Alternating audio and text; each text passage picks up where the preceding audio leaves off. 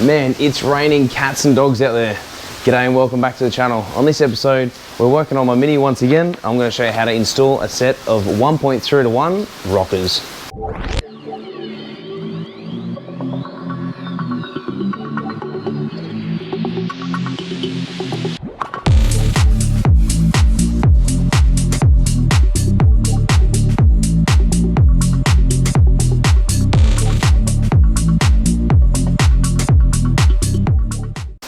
Now, this kit was bought from Mini Sport in South Australia, so thanks to the guys. And as you can see, it has the British logo on it, which means it came from Mini Spares in the UK. Now, these are forged tip rockers, not roller rockers. The roller rockers can have prolonged problems down the track from what I've heard and the people that I've spoken to. These are the 1.5, so this is going to give us more lift. Now, how this works is going back to the very episode that we spoke about, and you'll see in the description above, of how to change a gear stick and why it's important to know the fundamentals of how a short shifter works. So this changes, once again, the angle between the fulcrum and the load. So therefore it increases the angle, therefore when the valve opens, it opens it at a greater angle. So there's a couple of things we need to make sure that when we install this, we don't get wrong. The first thing is we need to make sure that we install it as per the instructions. The second thing is once it's fitted, we need to not only do the tappet clearance once again, and you'll see that in the description above again, as well as making sure that the springs don't bind. Now it is unlikely that it's going to happen, but you never know with parts nowadays. Essentially what will happen is as the spring compresses, if the springs are binding and touching, it can cause over time some significant wear and cause them to crack. Now this isn't just applicable to engines, but it is also applicable to suspension components as well. So these are the sort of things you want to be looking out for when you go to do it. Let's jump straight into it and get it pulled apart. All right, so now all the bolts are out, we can slowly lift it up. Now you always want to make sure that you remove all the bolts one by one in an orderly fashion and that you release them as you go along. All right, once they're all loose, give it a bit of a wiggle and then pull it straight up.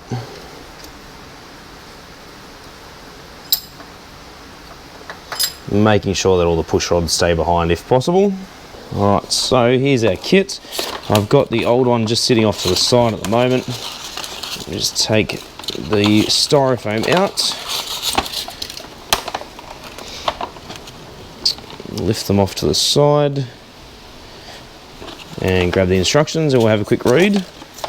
All right, so as per the instructions, an extra 3 thou is recommended over camshaft manufacturer's advised settings, and this is for the valve clearance as well. On exceptionally high lift camshafts, a further 2 thou may be beneficial. So we'll probably add 3 thou to both inlet and exhaust camshafts. Not only that, but it also says fitting this set increases valve lift by something in the order of 20% more than standard. So with a high lift cam, which is mine is a 266, we are now adding another 20% on that. So we've already got the extra duration and the extra lift of the camshaft, but also we have an extra 20% on top of that. Also in the kit, it comes with a little bag of rocker gear set shims, I think. So let's open that and have a look. I think there's a couple of different size thickness shims depending on what we need to use. So yeah, there's a couple of spaces in there, a couple of thick and thin washers. So we'll have a quick read of that and we'll see what it says. We need to make sure that we do it as per the instructions. Now it also states here that the single longest spacer fits between the center 2 exhaust rocker arms, so between cylinders 2 and 3, and the shorter 2 spaces between the inlet rocker arms on cylinders 2 and 3 positions as well. So as we go along, we can work out where that needs to be. Now what we might do is use the old one as a bit of a guide to set it up, and then that way it'll give us a bit of a rough idea of how the entire assembly needs to go. So we move all the rocker arms off to the side, and these are also lightly greased as well and oiled, so it makes it a bit easier for installation. We have the lock tab down the bottom here, so it's just an Allen key bolt, so we'll come back and we'll tighten that up. I'd say that just aligns it on the shaft. So all right, so you can see here it has a notch cut out, so that's where that one will go. So we can slide these off and that will just line up there, and that just centralizes it to make sure that it's in its right position, and that way it's not going to be moving. So we'll come back and tighten that one up at the end and make sure that we've done it. So that rocker shaft, I'd say, is allowed to move a little bit. As you can see, there's a little bit of movement there. We marry it up with the old one and then see what we need to do to be able to fit the new rockers. So you just use the shims accordingly and to take up any clearance. So you don't want them to be too loose, nor do you want them to be too tight. All right, so what we might do is on each side of the mounting, so this bit here and the rocker arm, we will place a shim. We'll then place another shim on the other side, followed by the tube, followed by another shim, followed by rocker arm, followed by another shim, another post, and so forth and so on. Alright, so now that we have the new one fitted, everything's fine, everything's moving easily. Next thing left to do is to get it fitted back to the car. Alright, so I just realised I made a bit of a rookie error. See these holes down the bottom here?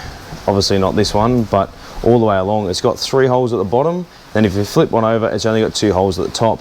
It is important to make sure that these small holes face the bottom. The reason for that is where the oil gallery comes up. So it's going to feed the oil all the way through, all the way along, and lubricate the shaft, the rockers, and everything else in between. Without these facing the bottom, you're going to have a bad time and it's going to seize. So if you have a look at your cylinder head, you'll find it'll be an oil feed pipe on this side, so closest to the thermostat.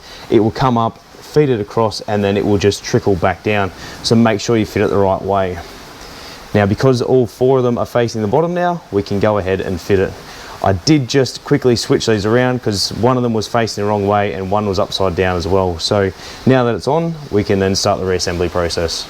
Okay, so here's Tomo's tech tip. When doing this job, make sure that number 3 cylinder, so this one here, faces upwards with the grub screw facing upwards. The reason for this is if you turn it over the other way, it becomes shorter. Therefore, it doesn't allow an even spread of load across the entire rocker shaft. So don't do what I did. Put it on, take it on and off 4 or 5 times, and then realize that this is going to be the problem. So as you can see, number 1, 2 and 4 cylinders are completely machine surface flat at the top. Number 3 cylinder has a grub screw facing upwards. Alright, so once you've got your head bolts in tight, we are then just going to reinstall these, nip them up, and then go and carry out the torque settings for them. Alright, so these nuts need to be torqued to 40 foot-pound, whereas these bolts, in my case, they need to be torqued to 25 foot-pound.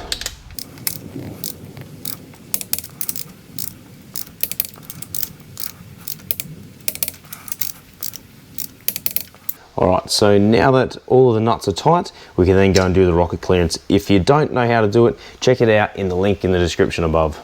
Alrighty, so now all the tappet clearances are done. We added the extra 3 thou in there and everything is adjusted accordingly. So that's all good. Now the next thing we need to do is make sure that we reassemble the rocker cover, making sure that the gasket hasn't moved. So I think from memory I might have glued this in place at one stage, so it should be fine as long as you don't upset it.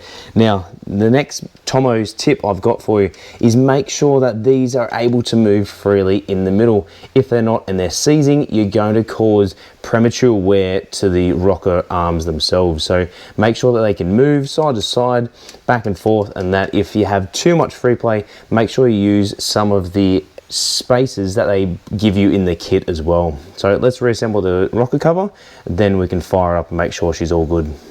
All right, moment of truth. Let's start her up, make sure she runs.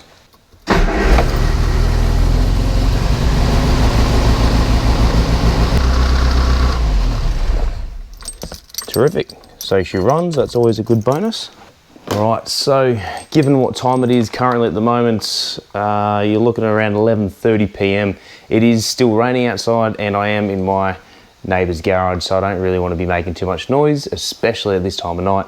So I'm going to see how it goes in the morning, might do a little bit of filming, see how we travel with it. But best news that I have for you guys is tomorrow you'll be seeing a brand new episode live from Rose Hill, celebrating the 60th anniversary of Minis in Australia. So stay tuned for that. I'll get this baby running on the road. I'm going to give it a good clean for the show tomorrow. I'll do some filming and then you guys can see it. So as always guys, stay COVID safe and I'll see you next time right there at Rose Hill Racecourse, celebrating the 60th anniversary of Minis Down Under. Alright, I'm sorry if the audio quality isn't overly good. Just heading home from the mini meet I just went to, and we've just tested the rocker arms that we fitted yesterday. So the 1.5:1 forged tip rockers seem to have done a bit of difference. Not a huge noticeable difference. It's not like fitting a turbo to your car where you get the instant boost and you feel the power, but the way it drives, performs, coming onto the freeway, higher RPM, it just accelerates a lot smoother and freely through the gears. So it is definitely worthwhile investing. It is a little bit expensive to do, but if you're going to do it, you might as well do it right. So as I said before, the roller tip rockers I've heard don't work very well or can't work very well depending on the application, but through research, you know, you find and do what's best for you and your budget. That's just my experience that's just what people have told me, so I'm just going off what they've said. Maybe you've got a set and you absolutely love them, but you know, each their own, and that's completely fine. Guys, thanks again for watching. Like always, stay COVID safe. If you haven't subscribed, please consider subscribing. Really appreciate it.